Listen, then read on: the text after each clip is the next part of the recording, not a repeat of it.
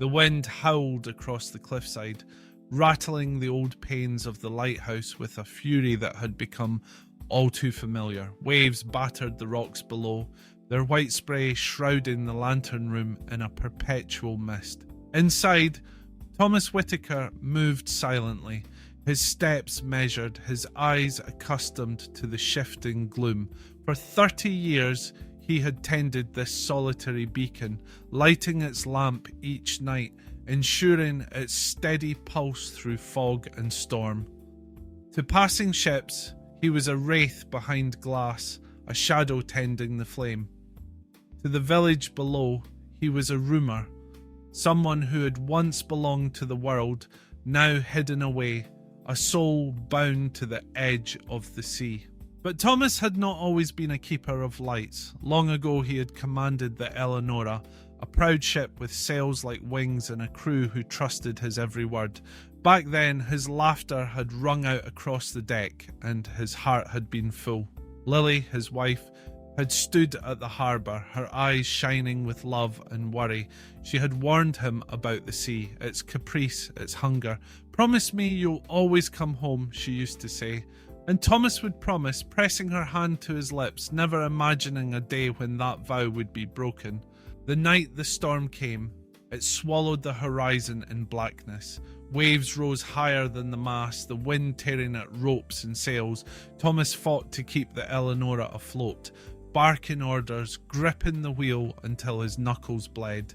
But nature was indifferent to courage. The ship foundered on unseen rocks, timbers splitting, men crying out. Only Thomas and a cabin boy survived, washed ashore by the morning's pale light.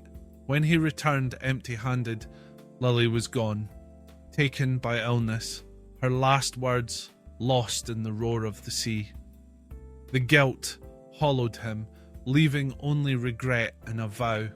Never again would he trust the ocean, but he would do all he could to keep others safe from its wrath. So he bought the lighthouse, repairing its broken gears and tending its lonely flame. Night after night, Thomas watched the horizon, guiding strangers home while retreating further from his own pain. Decades passed, and the world grew smaller, quieter. He became a fixture, as much a part of the landscape as the rocks and gulls. It was on a night like any other, rain lashing against the glass, fog pressing close, that a frantic knock echoed at his door. Thomas hesitated, unused to visitors, but the urgency drew him down the spiral stairs. On the threshold stood a girl, soaked to the bone, her face pale with fear. She introduced herself as Emily, her voice trembling. Her car had broken down on the road above. Her phone was dead, and the storm had turned the world to shadows. She asked for shelter, her eyes darting to the flickering lantern above. Thomas welcomed her in, stoking the fire and offering a blanket. At first they spoke little, the silence punctuated only by the crackle of flames and the distant toll of the sea. But as the hours dragged on, Emily's curiosity sparked. She asked about the lighthouse, the machinery, the beams that cut through the dark, the reason he chose such a life. Thomas answered in measured tones, revealing only fragments. The importance of the light, the necessity of vigilance, how every night was a battle against the fog.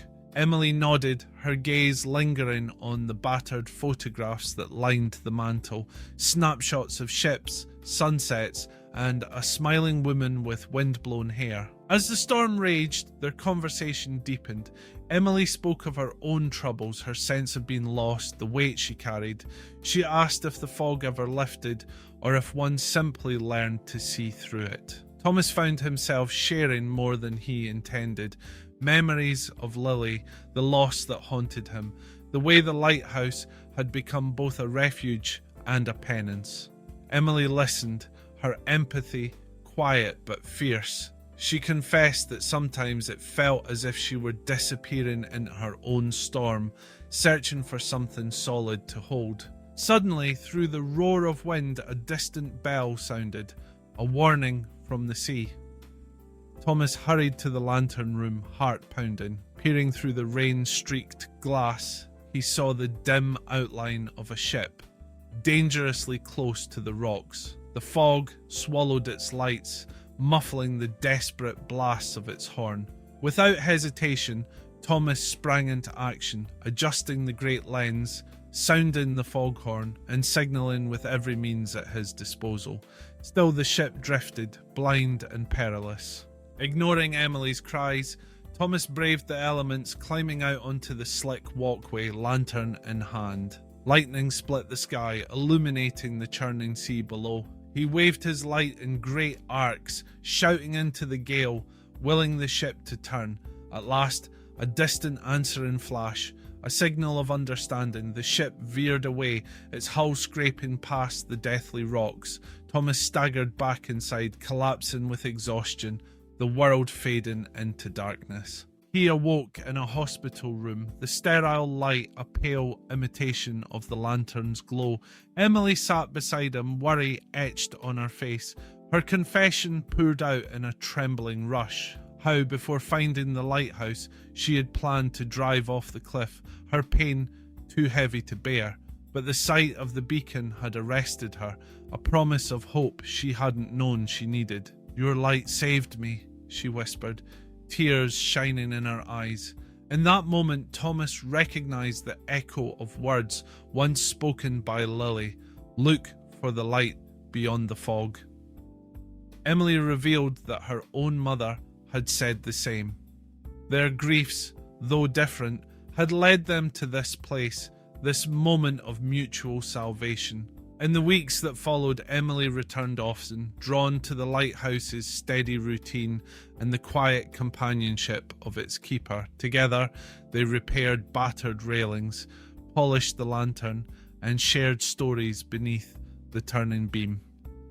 Thomas, once so consumed by his sorrow, found solace in teaching, in passing on the hard-earned lessons of vigilance and hope.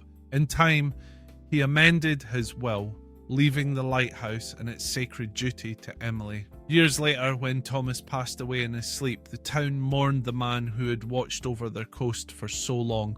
Sailors left wreaths at the base of the tower, and villagers gathered to honour his memory. But the light did not falter. Emily, now grown, took her place as the new keeper, the fog keeper, her silhouette framed by the glow that had once saved her life. She understood, at last, the true purpose of the beacon, not just to warn ships of danger, but to offer hope to all souls lost in their own storms. And so the light continued, steadfast and unwavering, a promise that beyond every fog there is a way through, for those willing to seek it and for those brave enough to keep it burning.